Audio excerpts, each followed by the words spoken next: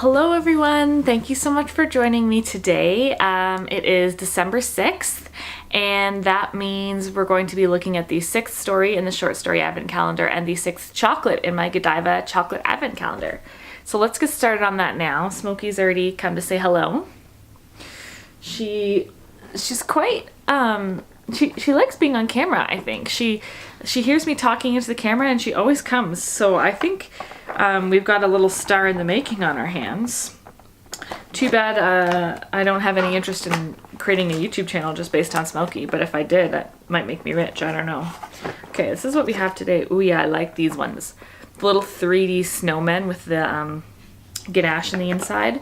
So I don't know if you guys have noticed, but the focus is a little bit different on this video today, and that's because Melanie from the blog Grab the Lapels gave me some tips on how to on how to improve the focus of this camera. So instead of it being on autofocus, it's on manual focus, so it shouldn't be changing every time I move my hands, which is a lot because I'm a very active speaker in that sense.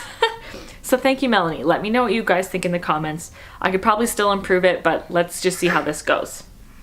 So, no, oh no, Smokey's trying to lick that chocolate. No, that's not good for anyone.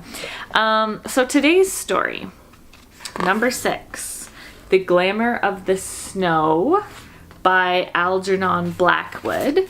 And according to the bio in the back, he is dead. He died in 1951. He was an English novelist and short story writer, and this story, The Glamour of the Snow, first appeared in 1911 in a magazine. So that should give you a general idea of what the story is going to be like already. It's very atmospheric. I would say it's actually quite creepy. My kid's on the floor. I just need to make sure he's not eating anything. Okay, yeah, no, he's fine. It's very atmospheric. So basically it's about this man named, what's his name? It starts with an H. Hibbert. Sounds like a cat's name.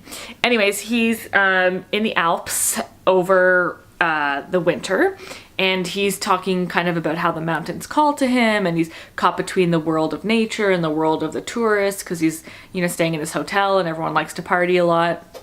And he's also he struggles to socialize but also balance out his work because he's writing in a little post office or something. He's got a writing project on, and he comes across this almost ghost-like lady who is figure skating late at night around midnight, and they're alone, just the two of them, and he talks about how she's not wearing any gloves and she's icy cold and he can't really see her face. So she kind of seems like she's the embodiment of winter, like she's some sort of ice princess or something. And then one night he feels like she's sort of calling to him, and he ends up climbing up way too high in the mountains, and some tumultuous times ensue. The point of the story, I think, is to just kind of give the reader this sense of, winter and how it stirs up all these different emotions in us. It's really nice to kind of hide from winter and cozy up inside, but sometimes the snow, it calls to us, especially those of us who enjoy winter sports.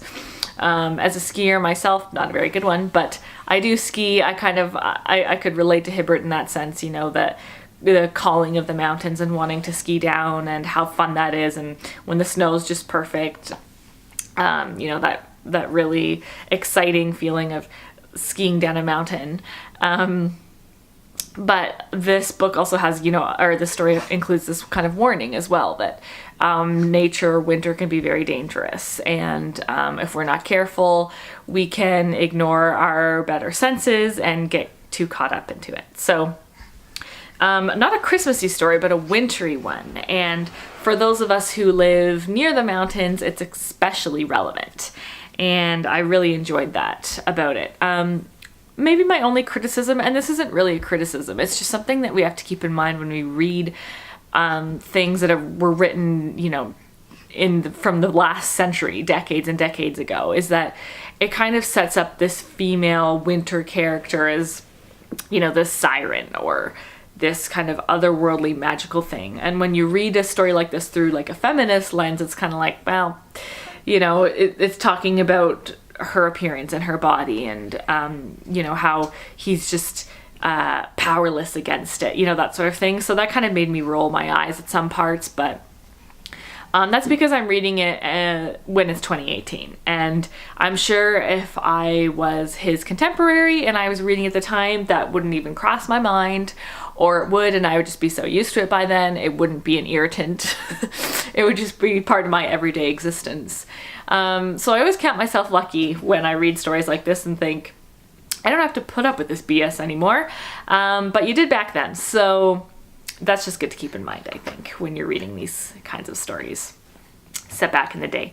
Yeah, so that's my thoughts on today. Just making sure my baby's still not eating anything. Okay, yeah, no, he's fine.